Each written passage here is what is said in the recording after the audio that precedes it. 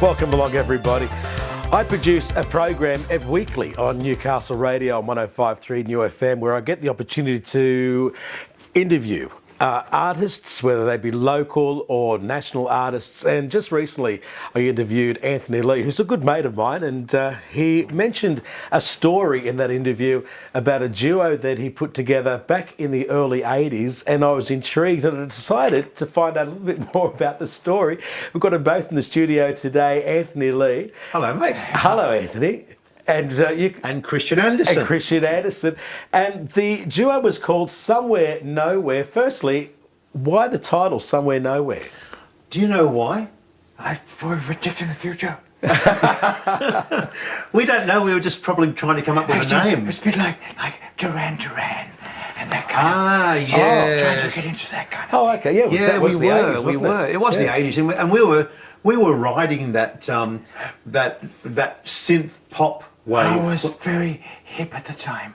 I was a European DJ. Yeah. I used to import the latest records from London and play them in a little nightclub in Kochi.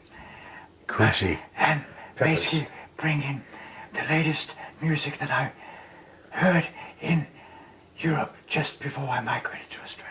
Yeah, and I remember you bought me for my birthday Grace Jones' Slave to the Rhythm. Of course. I loved it. So you basically, the whole premise of the duos, well, it was in the 80s, so I guess you weren't inspired by the 80s, you were inspired by the music that was yet to come. I'm still inspired. But how I'm still there. But how it basically started off, I was playing the piano in a little nightclub in Sydney, in Coogee, called Peppers. Right. Peppers nightclub. And it was a bloody front for the underworld, wasn't it? Says there was some we saw all the colourful unsavoury characters back there coming in in. those days. Yeah. But Christian and I used to work downstairs in the restaurant. So I'd play piano first, and then Christian would come in as the DJ and start about 10 o'clock. But With the hair. You had the hair. I'm going to show some photos of you. When you, yeah. And in your heyday. Oh, yeah. So, but Christian used to start his DJ stuff at 10, and I'd hang around because we'd get free drinks, wouldn't we? Oh, we can just walk behind the bar. Yeah, we used to walk behind the bar and One get thing our own Anthony drinks. likes is a free drink. I believe do. me. And but anyway, you were tinkering with all these toys that you got from Hutchings keyboards, you know, right. all the latest Roland sequencers and new keyboards, and you were a trained audio engineer. Yeah, I was. I always wanted to work in recording studios, and so I've always had an interest in that. And synthesizers fascinated me because you could make any sound you wanted. Yep.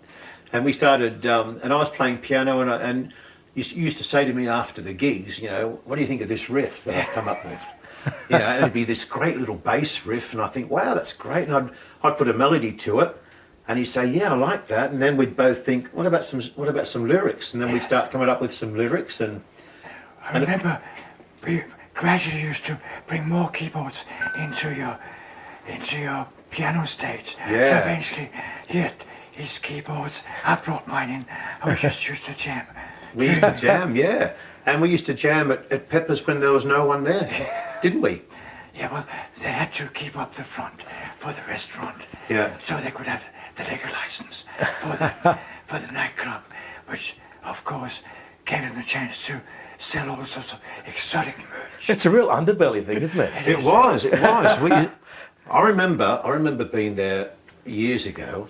I don't know if I should talk about this, but downstairs, John, we'll just say John X, took me downstairs, and They're scared he used already. to call me Tonykins, and he'd say, I want to introduce you to these some people downstairs. I say, okay, all right. I walked downstairs, and the whole place was full of these underworld figures, and he said, Cue the Godfather music right now. yeah, see that bloke over there? And I say, yeah. And he goes, they called him, Mick the Knife. And I said, oh, okay. And he said, he'd slash you 100 times before you could even insult him. I said, God, I want to meet him. He sounds great. And he said, but you weighed his numbers up. And about 2 or 3 weeks later, he was shot dead, wasn't he? Yeah, there was happening. Just a bit of a disease going around. Yeah, there was. And, How did you guys survive it? Like we just, We stayed out of it. Just played lucky you did. Basically, I was interested in music. I didn't care about anything else. Yeah, we were in our own little bubble downstairs away from all that stuff, so it was great. Yeah. So Christian, you moved to Australia, DJ at this club. Originally, were you more of a